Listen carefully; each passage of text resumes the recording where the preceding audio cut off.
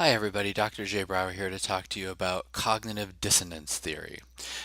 Cognitive dissonance is a very standard and well-established theory in the field of communication. Cognitive dissonance was originally developed by Leon Festinger in particular in the 1950s and then into the 60s. And the big idea or the big question of cognitive dissonance is essentially this idea of how do we deal with contradictory thoughts? How do we deal with competing thoughts that we're having simultaneously? How do we reach resolution? So some things that we might think about. How can we believe that we're getting a good deal and also feel like a car salesman is lying to us? And so this question tries to get at that experience we might have in a sales kind of setting where we might believe that we're both getting a good deal, say on a used car, that the car is worth more than or at least equal to the value that we're paying for it, but also feel like maybe the salesperson is overselling the car, is maybe embellishing or expanding on things that, while they might be true to some degree, are not true in the same way that they are being represented. And so cognitive dissonance asks, how do we deal with these contradictory thoughts of both feeling like something good is happening while also feeling the negative consequences of lying? Or maybe another question to go along with that is, how can I hate a class but find value in continuing to attend? Here we see also this experience of dissonance, dealing with contradictory thoughts of both disliking something but also feeling a value in it, an inherent need or desire to continue on with it. Or how can I love my parent and feel like they might have treated me poorly in the past? How do we resolve that love for them while also being able to acknowledge and point to places where their treatment was not optimal? And what these questions highlight is an uncomfortable tension between what we think and what we do. And that tension is named cognitive dissonance. All right, so some types of cognitive relationships that we experience. The first and most comfortable are what are called consonant relationships. And these consonant relationships are one where there is a very easy relationship between what we think and what we do, or what we feel and what we do. So one would be the relationship between the idea or the belief that fitness is important and working out regularly. Those things work together in a consonant manner because we see that fitness is important, and so as a result of that, we work out regularly or exercise regularly in order to match that belief.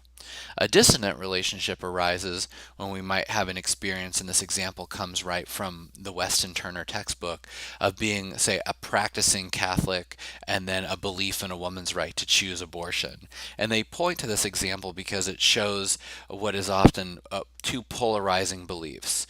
The Catholic Church has for a long time stood against stood on the life or on the side of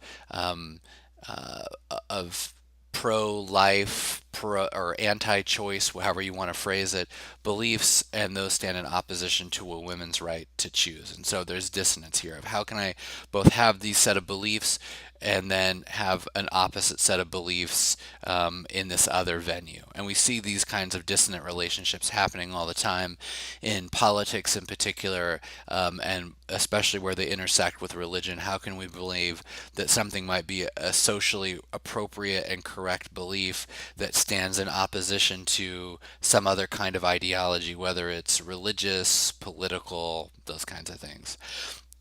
And then, thirdly, irrelevant relationships. Say the relationship between the belief that the speed limit should be raised and a belief that women should have equal rights. Those two things are irrelevant to one another, and so constitute this third type of cognitive relationship.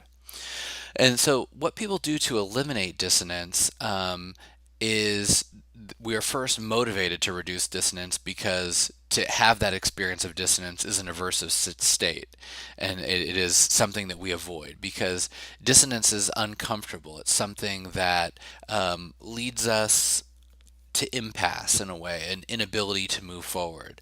And so, as a way of eliminating dissonance, what people do is ignore the opposing viewpoints. So, to oppose a viewpoint that might throw our belief into dissonance, they also change their beliefs to match their actions. So, I see that I hold this belief, which is in contradiction to how I act, and so I change my belief to match the action. One thing might be something like I'm opposed to big box stores like Walmart, but yet it's very convenient for me to shop at Walmart, and so to reduce that dissonance, I might say, well, big box stores aren't that bad. They employ people locally in the community. They rely on other infrastructure.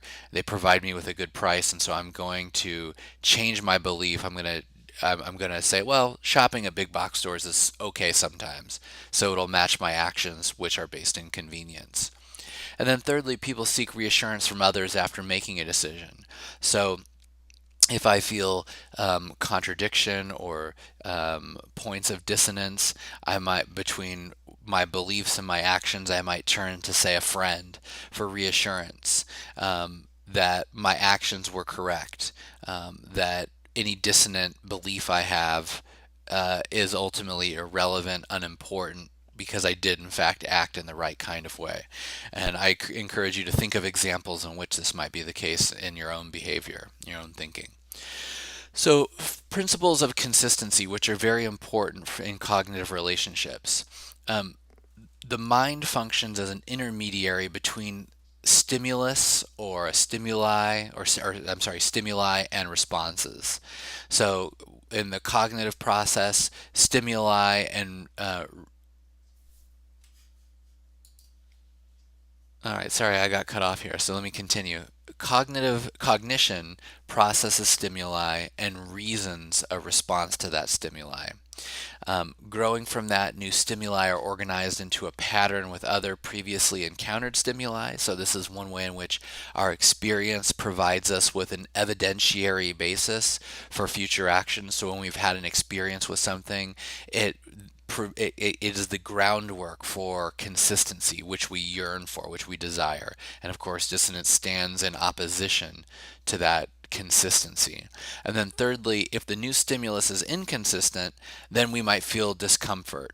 If something is not as we expected it or as we've encountered it in the past, we feel discomfort. And so dissonance can arise when we have these new experiences that ultimately challenge our expectations. All right, moving on. Some assumptions of cognitive dissonance theory. First, human beings desire consistency. We are creatures of habit. Even when you see people trying to act in ways which are transgressive, my favorite example of this is always the teenage skater types who are hanging out at the mall, all non-conforming in the same way. It's a really interesting irony to observe, and that is in part the nature of the fact that as human beings in society, we have a tremendous impulse to conform, at least to a certain degree. And so when we see people acting transgressively, if we really sit back and take stock, that transgressive behavior is really actually only on a fairly small scale, where they're really clashing with society. A majority of areas of their life are most likely going to be pretty consistent. Second, dissonance is created by cognitive inconsistencies. So when we have a dissonant experience, it's due to these inconsistencies in how we process the experience of our beliefs and actions. Dissonance, thirdly, drives people to action, that we're driven to reduce dissonance because it is aversive, it is something that we want to avoid. And then fourth, dissonance motivates people to achieve consonance. So when we have that aversive experience of dissonance, it motivates or animates us in a way that leads us to want to try and achieve some consonance, a appropriate relationship between our beliefs and actions that conforms with our expectations. And so some final questions to think about here are, what are some everyday examples of cognitive dissonance that you think people face? And second, what do you think is the number one strategy for eliminating cognitive dissonance? And so for some further viewing on this, I recommend two YouTube videos which are pretty good. The first is a TEDx talk, the first 3 minutes of which and it's the first hit if you type in cognitive dissonance on YouTube. It is from TEDx Canberra in Australia, and it's a commercial pilot talking about his experience of dealing with instrumentation flying versus visual flying and the experience of dissonance between those two. And the third is a PBS segment on cognitive dissonance that really explores this question as Leon Festinger, the founder of cognitive dissonance, first developed it.